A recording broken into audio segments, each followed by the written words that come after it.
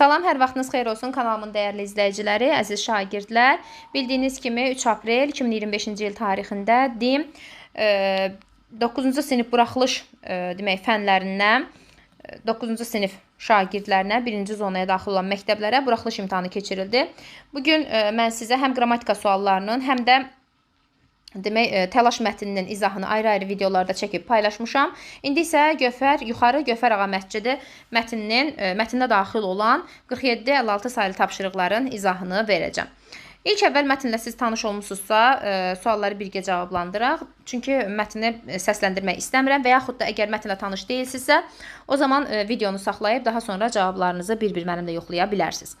Demək, 47-ci sualda deyir ki, mətndə çərçivədə verilmiş sözün kontekstə görə mənasını müəyyən edin. Burada çərçivədə verilən söz, baxaq, vandalizm sözüdür. Ümumiyyətlə, vandalizm mədəniyyət abidələrinin vəhşicəsindən məhv edilməsi mənasına gəlir. Ona görə burada variant olacaq, qələmi tənzimləyək. Variant olacaq Y variantı.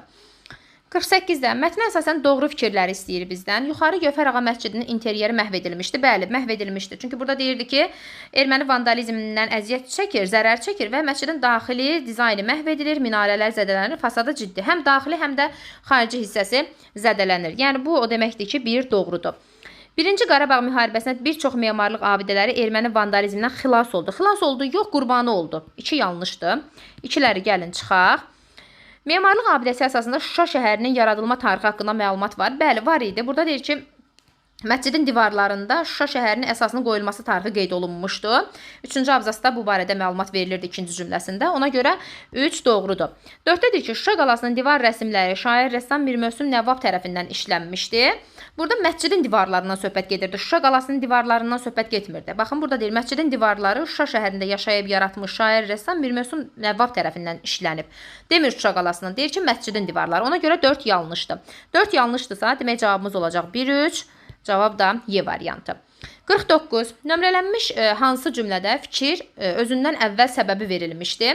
Birinci cümləyə baxaq. 19-cu əsrin birinci yarısında Gövhər Ağanın maddi dəstəyi ilə İbrahim Xəlil xan yararsız hala düşmüş məscidin yerinə qoşa minarəli 3-cü məscid inşa etmişdi. Bundan əvvəlki cümlədə isə məscidin davamsızlığını nəzərə alıb yerində daşdan yeni bir məscid tikmişdi. Və birinci məsciddən sonra artıq burada nə edir? Yeni bir məscid tikir. Bu onun səbəbi və yaxud da deyil, yəni səbəbi nəticəsi deyil. A-nı çıxıram 1-i. 2-yə baxıram, yenə də 83-cü ildə 3-cü məscidin tikilməsi və 4-cü və sonuncu məscidin tikilməsi növbəti dəfə. Bu da özündən əvvəlki cümlənin demək səbəbi deyil, çıxıram. 3-cü hissəyə baxıram, məscidin divar rəsmləri Şuşa şəhərində yaşayıb yaratmış Mir Mövsüm Nəvvab tərəfindən işlənmişdi. Bundan əvvəl də ən yaxşı əsərlər sırasına daxildir hissəsini deyir. Bu da yəni bunun səbəbi deyil. 4-cüyə baxıram. Yuxarı Gövhər Ağa məscidi erməni vandalizmindən əziyyət çəkir və burada da deyir ki, 4-cü cümlədən əvvələ. Deyir ki, Şuşanın işğalından sonra şəhərdəki əksər abidələrimiz erməni işğalçıları dağıdır. Bəli, bu bunun səbəbidir həqiqətən də. 49-da cavab olacaq 4-cü abzas və variant olaraq D variantı. 50-yə baxıram. Pənahəli xan və Gövhər Ağa demək, Eyler-Venn diaqramı əsasında müqayisəli şəkildə verilmişdi bizə.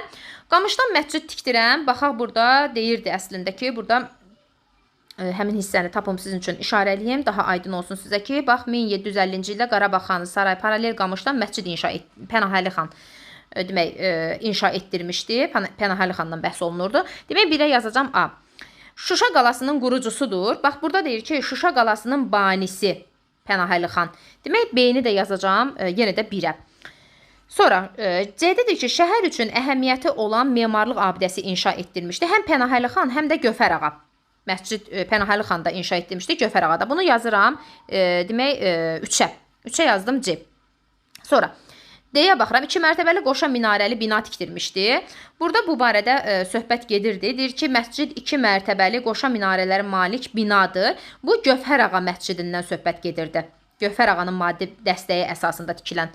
Demək, onu yazacağam, D-ni yazacağam 2-yə. Tikdirdiyi binanın minarələrinə ciddi ziyan vurulmuşdu. Bəli, minarələri zədələnmişdi. Bu da Gövhər Ağa məscidindən söhbət gedirdi. Bax, bu abzasda. Ona görə də burada yazacağam Y-ni.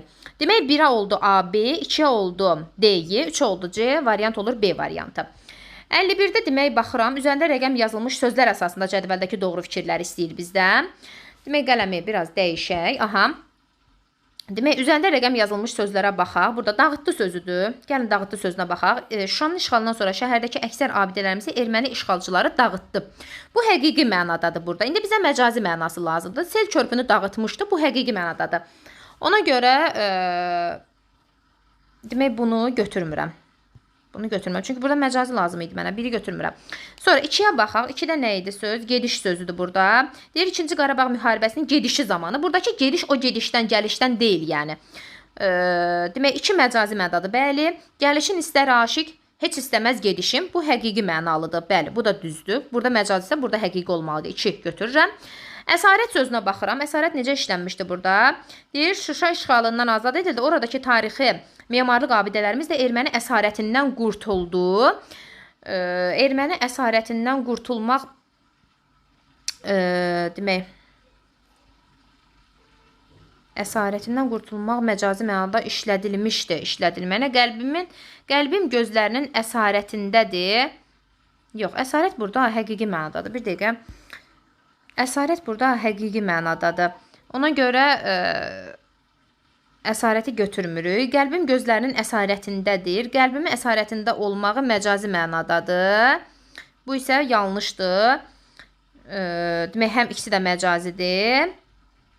Erməni əsarətindən həqiqi mənadadır. Bəli, bu yanlışdır. 4-ə baxıram. 4-də incilərdən, tarixi mədəniyyət memarlığının incilərindən bu məcazi mənadadır. İnci elə parıldayırdı ki, bu düzgündür. 4-ü götürürəm. Burada məcazi, burada həqiqi mənadadır. Bağışlamaq sözünə baxaq burada. Bağışlamaq, Quran-ı Kərimi bağışlamağından söhbət gedir. Həqiqi mənadadır. Məcazi məna olmalıdır. Həkim xəstəyə yeni həyat bağışlamışdı. Bəli, buradakı bağışlamaq məcazi mənadadır. Bunu da götürürəm. 1, 4, 5. Cavab olur, demək, D variantı. Yenə deyirəm, oradakı əsarət həqiqi mənadadır. Çünki düşmən əsarətindən, erməni əsarətindən danışırdı. Həqiqi mənada əsarətdən danışırdı. Amma buradakı gözlərimin əsarəti məcazi mənadadır. Ona görə demək 51-də oldu cavab D variantı. 52-yə baxaq. Mətnin plan ardıcıllığını müəyyən edim. Məscidin inşası, düşməndən qurtuluş, işğalın ağır nəticələri, sonuncu məscidin memarı, təntənəli açılış. Elə məscidin inşası birinci yazacağam. Söhbət demək, həm Pənahəli xanın inşa etdirdiyi məscidlərdən, həm də Gövhər ağadan bəhs olunurdu. Sonra baxacağam 4-cü, sonuncu məscidin memarından söhbət gedirdi. Daha sonra 3-ü yazacağam. İşğalın ağır nəticələri erməni vandalizminin. Daha sonra 2 düşməndən qurtuluş artıq 2020-ci ildə zəfər çalınmağı və təntənəli açılış da 2023-cü ildə bax burada qeyd eləyirdi ki, məscidin açılışı baş tutdu. Ona görə 1, 4, 3, 2, 5 cavab olur B variantı. 53. Nümunə ilə bağlı mətnin giriş və əsas hissələr arasında əlaqə yaratmaq mümkündür. Burada söhbət bilirsiniz necədir? Daha doğrusu söhbəti tutmaq necə olur?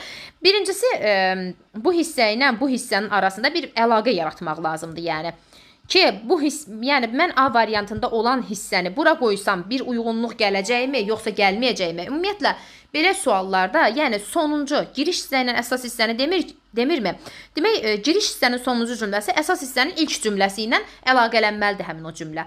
Ona görə də həmin dövrdə onun göstərişi Şuşa qalası, həmin dövrdə deyir onun göstərişi ilə. Axı giriş hissəsində odan bəhs eləyən bir şey yox idi. Yəni artıq burada bizə xan olaraq kim tərəfindən demək inşa olunmağı abidələrin yox idi. Ona görə biz onun göstərişi deyə bilmərik yəni burada. Bu məscidin memarlıq xüsusiyyətləri haqqında heç nə məlum deyil. Artıq biz əsas hissədə biz bunu görürük. Ona görə də seçə bilmirəm B-ni. Məscid Azərbaycan Respublikası Mədəniyyət Nazirliyi tərəfindən ölkə əhəmiyyətli tarixi mədəniyyət abidəsi kimi qeyd alınmışdı. Bəli, bunu yaza bilirəm. Girişdən sonra yazsam, əsas hissə ilə də əlaqələndirə bilirəm, yəni. Qarabağ tarixçisi Baharının məlumatına görə məscid 2 qapıya malikdir. Söhbət burada məscidin 2 qapıya malik olmasını artıq bizə buradan məlumat verir. Yəni burada yuxarı Gövhər ağa məscidi və ya Şuşa Cümə məscidindən söhbət gedirdi də. Bunu bura yazsam, artıq məscid haqqında buradan məlumat vermiş olur. Əsas hissədən məlumat vermiş olur. Ona görə elə bir ki, bir növ məlumatı aydınlaşdırıram giriş hissədə. Əsas hissədə ondan sonra yenə başlayıram başlamağa. Ona görə bu yanlışdır. Yeni məscidin inşasında daş və əhəng məhlulundan istifadə olunmuşdu. Bu da yanlışdır. Yəni birinci məsciddən söhbət gedə ki, daha sonra ikinci, üçüncü və sonuncu məsciddən söhbət gedə, yeni məsciddən söhbət gedə. Ona görə də yeni yazmaq mümkün deyil. 54. Doğrudur, yanlışdır xanaları verilmişdi. 2021-ci ildə Gövhər ağa məscidi yenidən tikildi. Baxaq həmin hissəyə ki, 2021-ci ildə yenidən tikilibmi? Bərpa işlərinə başlanıldı deyir burada. Aha. Demək, bunu götürürəm. Yuxarı Gövhər ağa məscidin divarları rəsmlərlə bəzədilmişdi. Baxaq bu hissəyə, rəsmlərlə bəzədilmişdi. Demək, bəzədilmişdi ki, burada söhbət gedirdi də, baxın, divar rəsmlərini də Mir Möhsün Nəvvah çəkmişdi, yəni. Bunu deyə bilirəm əslində.